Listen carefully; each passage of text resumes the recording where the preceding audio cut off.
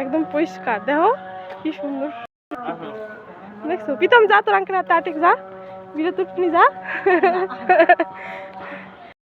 এই যে জমিদারের তারপরে হিন্দু গেরি কি তিনি করে ওইটা আছে না।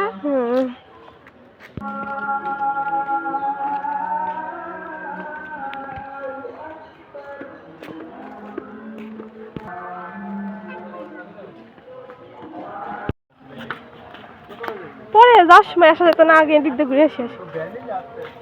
আসেন,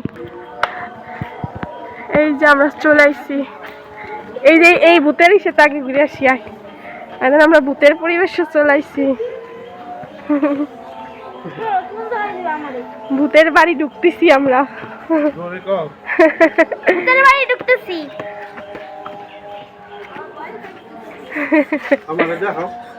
যান না, আগে যান না, মাথা খাইছি রে।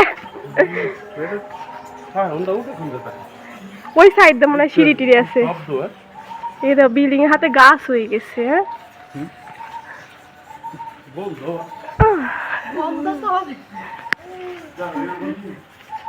খালি চামচিকে আর চামচিকে।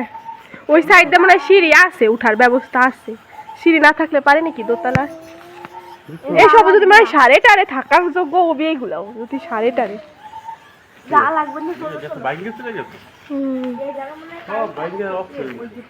রাজা বাদশাদের সুরঙ্গের পথে দেখেন, এটা অবশ্যই সুরঙ্গ মহলে যাওয়ার কোনো রাস্তা। দেখেন সিঁড়ির মাঝখানে থাকে, এমনি সুদা রাস্তা গেছে। দেখেন কত বড় বিল্ডিং। হ্যাঁ হ্যাঁ, না পিছনে ওই সাইড দিয়ে যাওয়া যাবে না। দেখেন আগেকার মানে মিস্ত্রিদের কারুকার্য কিন্তু অনেক সুন্দর। একটা শব্দ পাইতেছেন, সব চামচিকার শব্দ, ভিতরে সব চামচিকা কিভাবে উঠতেছে। ভুতুরে পরিবেশ থাকে না,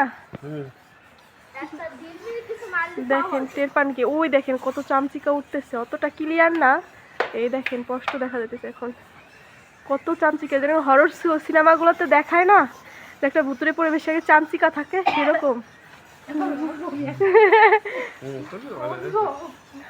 আজ এই যে সাইডে আসো, তোমার যার কথা কইছিলাম এই সাইডে।